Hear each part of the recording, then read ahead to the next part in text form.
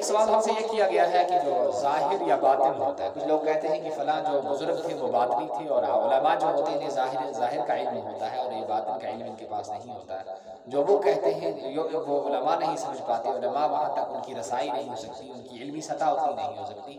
تو اس بارے میں سوال کیا ایک صاحب نے۔ ظاہر سی بات ہے، یہ جو صاحب اس قسم کی بات کہہ رہے ہیں کہ ظاہر الگ ہے اور باطن الگ ہے، اور علماء اس کو نہیں جانتے، اور ان کے علم کی سطح اس کو اتنی نہیں ہوتی، اتنی اس کی جو ہے بلندی نہیں ہوتی، اور اقتدار علم ان کے پاس اتنا نہیں ہوتا۔ یہ بالکل غلط کہہ رہے ہیں۔ ظاہر اور باطن، یا شریعت اور طریقت کہیے، شریعت اور طریقت، یا ظاہر اور باطن کہیے، تو شریعت اور طریقت کے معنی کیا ہے کہ انسان کے کچھ اعمال ایسے ہیں جو اس کے ظاہر سے تعلق رکھتے ہیں، اور کچھ ایسے ہیں جو اس کے باطن سے تعلق رکھتے ہیں۔ تو جو ظاہر سے تعلق رکھتے ہیں جیسے نماز ہے، روزہ ہے، زکوٰۃ ہے، حج ہے، تو یہ جو ہے اس کو شریعت کہا جاتا ہے کہ ظاہر سے انسان کی جو بیرونی حصہ ہے باڈی کا، اس سے جو دوسرے کچھ اعمال ہوتے ہیں ان کا تعلق دل سے ہوتا ہے۔ ان میں سے پہلا جو ہے ایمان، کفر و شرک سے توبہ کرنا اور ایمان کو دل کے اندر بسانا، یہ جو ہے سب سے پہلے اس کا درجہ آتا ہے۔ اور پھر اس کے بعد حسد، بغض، کینہ، تکبر، خود پسندی، یہ تمام چیزیں جو ہے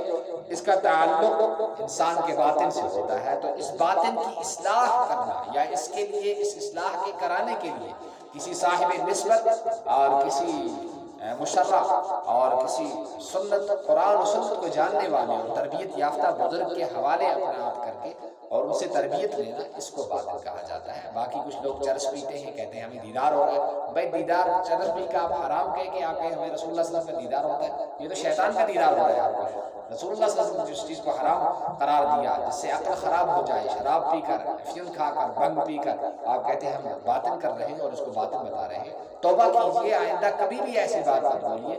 اور قرآن پاک میں اور حدیث کے اندر اس قسم کی جو آپ تحریفات کر رہے ہیں اور اپنے غلط افکار کو پھیلا رہے ہیں، خیال رکھو اللہ سے ڈرو، کل اللہ کے یہاں قیامت میں پیش ہونا ہے، اور وہاں آپ کو جواب دینا پڑے گا۔ یہ جو غلط سلف ادھر ادھر کی باتیں کہہ رہے ہو آپ، ان سے بالکل توبہ کریں۔ اسی لیے حضرت ابوبکر صدیق رضی اللہ تعالیٰ عنہ سب سے خطرناک جو چیز وہ آدمی کی زبان ہے۔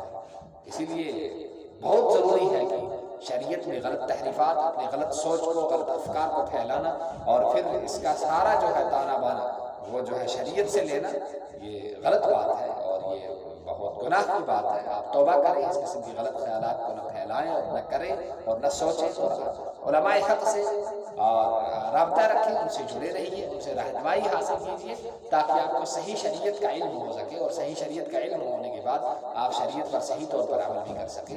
اور وہی عمل اللہ کے یہاں قبول ہوتا ہے جس پر شریعت کی، قرآن کی، سنت کی مہر ہو۔ تو جو اس پر نہ ہو وہ اللہ کے یہاں آخر میں رد کر دیا جائے گا۔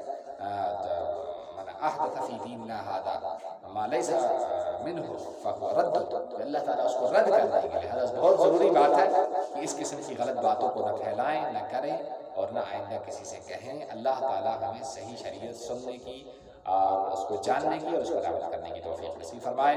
السلام علیکم ورحمۃ اللہ وبرکاتہ۔